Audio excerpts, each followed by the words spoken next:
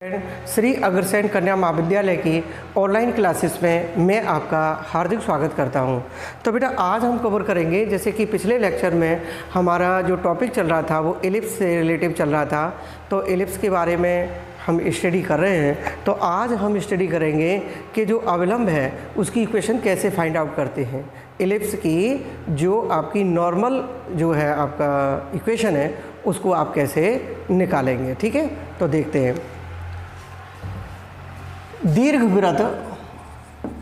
दीर्घवृत्त के अविलंब का समीकरण, तो equation of a normal of ellipse,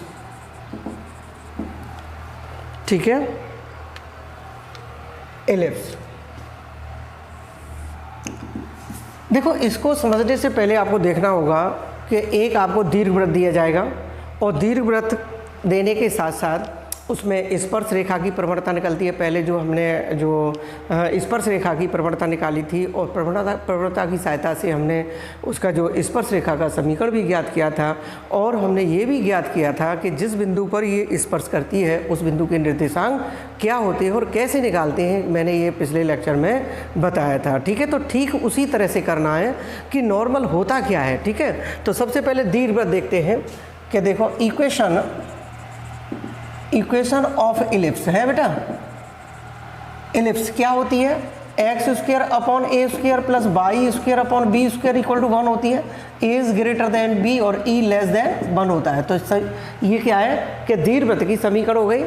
अब दीर्घवृत्त की समीकरण, तो इसमें जो ऑब्वियसली डायग्राम जो है इस तरह से बनेगा, क्योंकि एज ग्रेटर देन है, तो इस कंडीशन में इसकी जो नाभियाँ हैं वो एक्स अक्ष पर चली गई। ये इसका केंद्र है।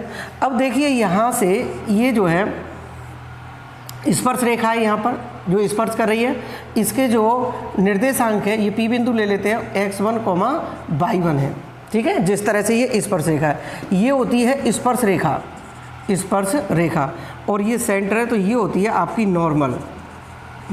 इसको क्या कहते हैं? अविलंब। क्या कहते हैं बेटा? अविलंब। इसी की इक्वेशन निकालनी है हमें, ठीक है। तो हमें क्या करना होगा कि सबसे पहले ये जो आपका जो दीर्घवृत्त है वो किस बिंदु से गुजरता है? x1, y1 से। तो देखो सबसे पहले कि दीर्घवृत्त का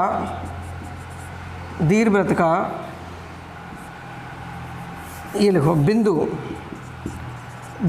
x1, y1 पर दीर्घवृत्त का समीकरण बेटा क्या होगा बेटा?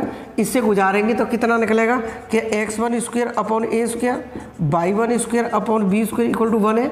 इसको आप इक्वेशन सेकंड दे दें और इसको इक्वेशन आप फर्स्ट दे दें। ज़रूरत पड़ेगी तो हम इसका उपयोग कर सकते हैं। अब हमें क्या करना होगा कि सबसे पहले इस समीकरण 1 की सहायता से हमें इसका टेंजेंट निकालना होगा। किसका? स्पर्श रेखा का। तो समीकरण 1 का x के सापेक्ष अवकलन करने पर, ठीक है, अवकलन करने पर, तो इसका अवकलन करेंगे तो कितना हो जाएगा? 2x upon a square. इसका करेंगे तो 2y upon b square, y का करेंगे तो dy ओवर dx, और कांस्टेंट टर्म का करेंगे तो 0 आ जाएगा।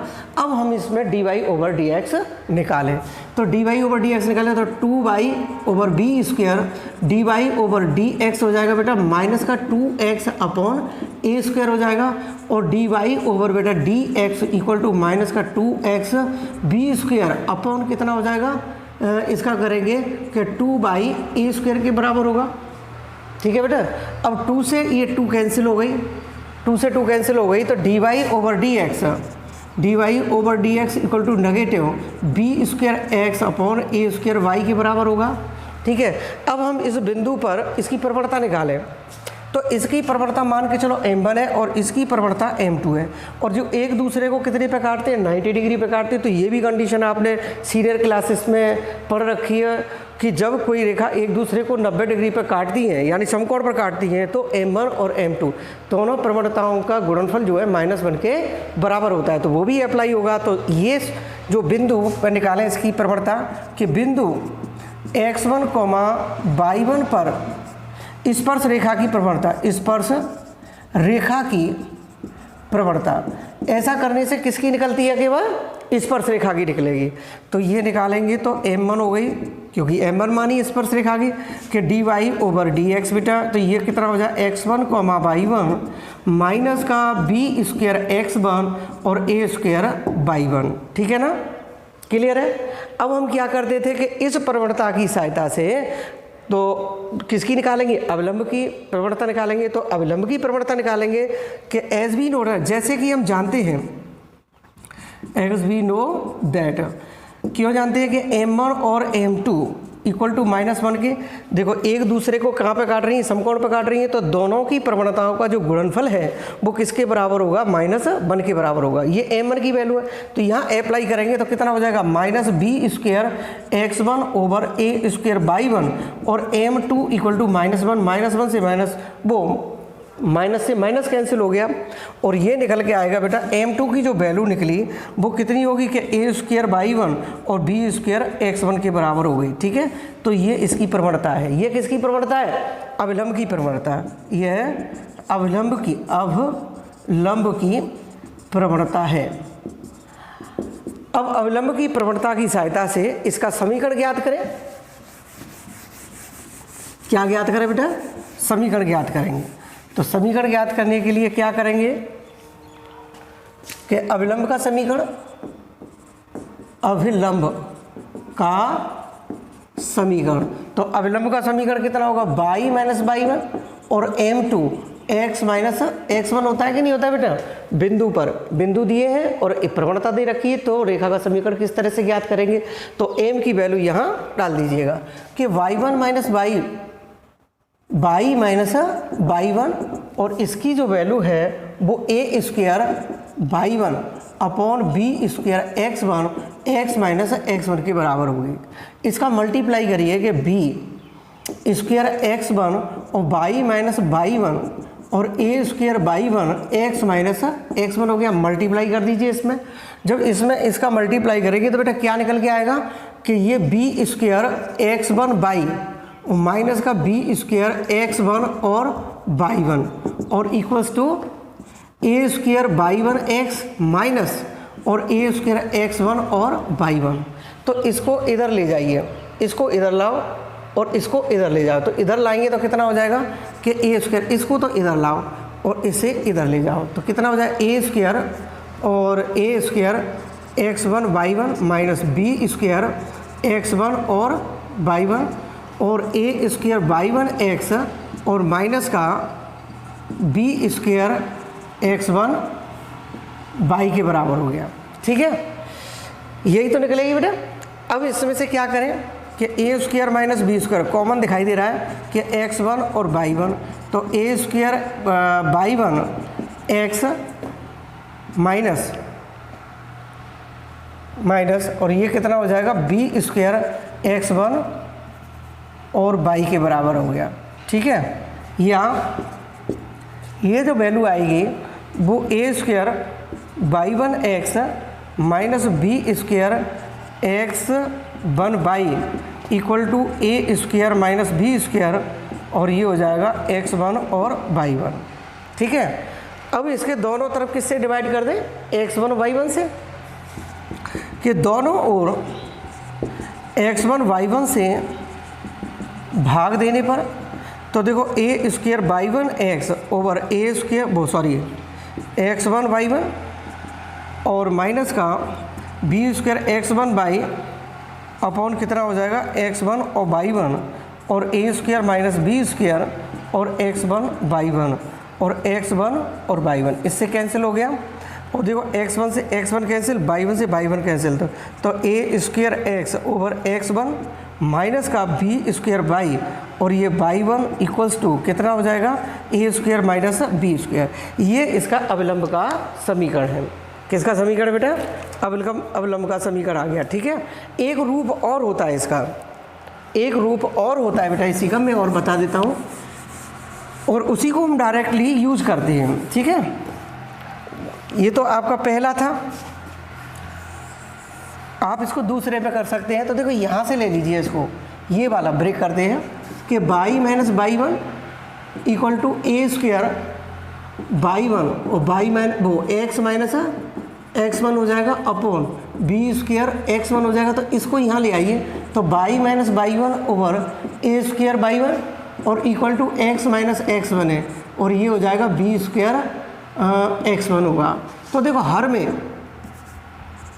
हर में एक्स वन बाई वन से भाग देने पर केवल हर में दीजिए, आप इसमें दीजिए केवल, तो बाई माइनस बाई वन तो सेम है, और a square y one over x one और y one equals to x minus x one over कितना हो जाएगा b square x one over कितना हो जाएगा बेटा एक्स वन और बाई वन। तो इससे कैंसिल करो इसको, सॉरी इससे कैंसिल करो और इससे कैंसिल करो, तो y minus y one over कितना हो जाएगा कि a square upon x one equal to x minus x one over b square और ये बाई वन। ठीक है, ये दूसरा कंडीशन था। ठीक है, तो ये भी मैंने आपको बता दिया और ये भी बता दिया। तो जो सुविधाजनक इसको डायरेक्टली बना सकते हैं कि जो बिंदु दे रखे हैं तो बाई माइनस बाई वन लगाओ तो ए स्क्वायर का अपॉन एक्स वन, तो इससे डायरेक्टली आपका अवलंब का समीकरण ज्ञात किया जा सकता है। ठीक है, अब हमें क्या निकालने होंगे बेटा कि इसका समीकरण निकालना होगा। क्या निकालना होगा इसका समीकरण?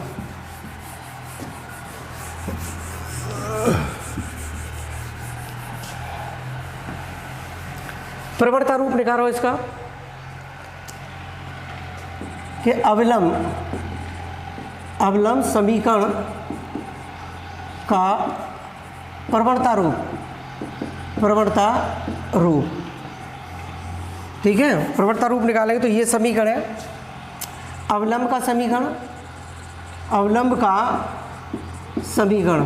तो अवलंब का समीकरण कितना बेटा, ये दिया है कि a square x upon x one minus b square y upon y one equal to और a square minus b square. ये हो गया ना बेटा।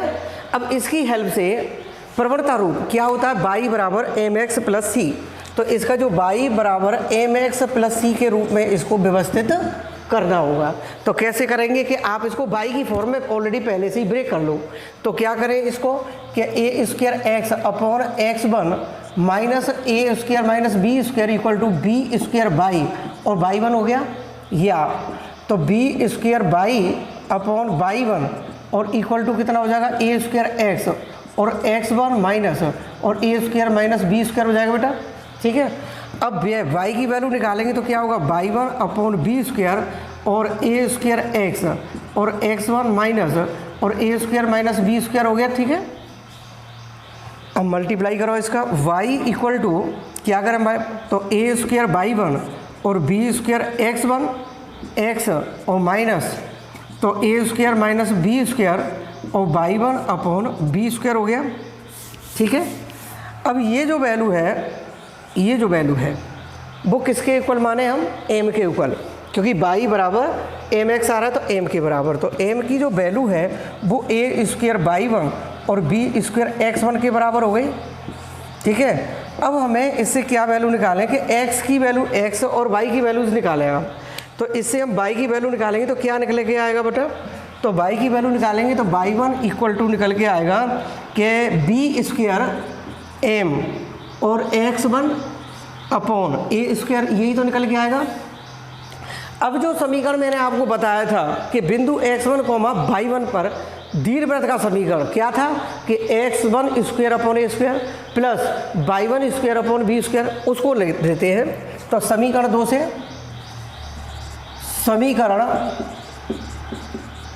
दो से तो x1 square upon a square plus y one square upon b square बराबर बने, इस वैल्यू को यहाँ रख देंगे तो x1 square upon a square plus देखो वन अपॉन बी स्क्वायर हो गया और ये हो जाएगा b square m x one over a square और होल स्क्वायर इक्वल टू कितना बेटा, वन के बराबर होगा।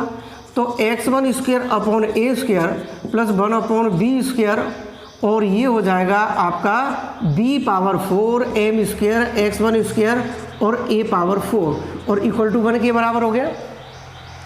अब इस b स्क्वायर से ये b स्क्वायर के बराबर हो गया, तो क्या है x1 square upon a square और b square m square x1 over कितना हो जाए a पावर 4 इक्वल टू 1 के बराबर है।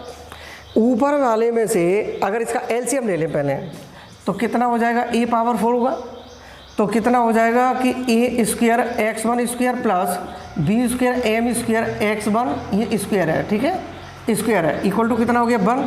तो इसमें से x1 कॉमन ले लें x स्क्वायर, तो a square plus b square m square और इक्वल टू b वो a पावर 4 हो गया कि नहीं हो गया बेटा, ठीक है। अब इसका डिवाइड कर दें तो x1 square equal to a power 4 over a square plus b square x square हो गया कि नहीं हो गया, m square sorry m square के बराबर हो गया। अब x1 की जो वैल्यू निकाली आपने, तो x1 तो प्लस माइनस तो a square upon under root a square plus b square m square के बराबर होगी, ठीक है। तो ये किसकी वैल्यू आ गई आपकी, x1 की वैल्यू आ गई।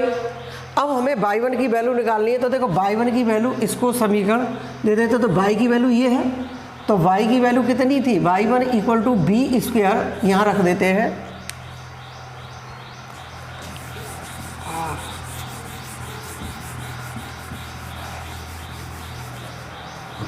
तीन ले लीजिए इसको, समीकरण 3, समीकरण 3 से तो y1 की जो वैल्यू है वो कितनी निकल के आई है बेटा, y1 की वैल्यू कितनी निकल के आई है ये, तो y1 equal to b square m upon कितना हो जाएगा a स्क्वायर और कितना x1 की वैल्यू कितनी है कि इंटू प्लस माइनस और a square upon under root a square plus b square m square के बराबर है, ए स्क्वायर से ए स्क्वायर कैंसिल है, तो y1 की जो वैल्यू है plus minus b square m upon under root a square plus b square m square के बराबर हो गई कि नहीं हो गई है।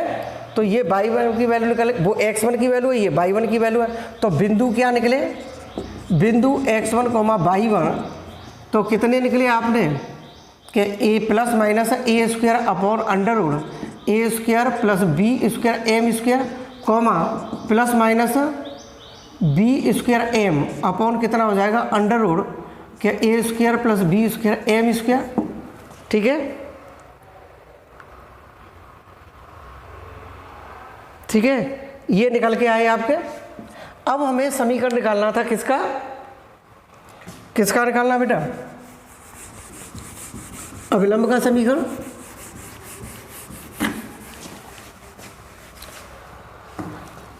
तो अभिलंब का समीकरण क्या था, y बराबर एक तो एम एक्स हो गया माइनस का ए स्क्वायर माइनस बी स्क्वायर, वो तो वैल्यू मैंने m के बराबर मान ली है, और ये कौन सा था आपका बी स्क्वायर इंटू y1, यही तो था। अब y1 की वैल्यू रखें आप, इसमें किसकी वैल्यू रखेंगे, y1 की वैल्यू, तो y1 की वैल्यू यही तो है, तो y1 की वैल्यू रखें तो y equal to m x minus a square minus b square upon b square into y1 की वैल्यू है प्लस माइनस और b square m upon under root a square b square m square के बराबर है, b square से b square cancel हो गया, तो y equal to m x, देखो माइनस प्लस माइनस हो जाएगा, तो एक तो माइनस प्लस आ जाएगा कि a square minus b square और M upon under root a square plus b square और एम स्क्वायर के बराबर है। तो ये इसका क्या था, ये आपका अभिलंब का समीकरण है, ठीक है, और समीकरण है जो भी किस रूप में है, प्रवणता रूप में, ठीक है। तो आपकी समझ में आ गए होंगे। तो आज हमने किसके बारे में स्टडी की थी बेटा, सबसे पहले हमने अभिलंब के बारे में बताया कि अभिलंब क्या होता है, कि अभिलंब और स्पर्श रेखा एक दूसरे को 90 डिग्री पर काटती है, और जो इस बिंदु पर काटती हैं वो बिंदु क्या थे, x1, y1 थे। तो सबसे पहले हमने जो दीर्घवृत्त का समीकरण की सहायता से हमने उसकी प्रवणता निकाली, किसकी प्रवणता निकाली, स्पर्श रेखा, और वो दोनों एक दूसरे को 90 डिग्री काटते, तो दोनों का जो गुणनफल है प्रवणता का वो किसके बराबर होता है, नेगेटिव 1 के, तो उसकी हेल्प से निकाला।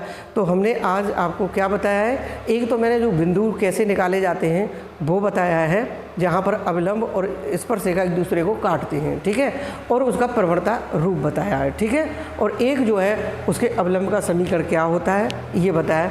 तो अगले लेक्चर में हम इससे रिलेटिव क्वेश्चंस को सॉल्व करेंगे। तो आज के लिए इतना ही। Thank you very much.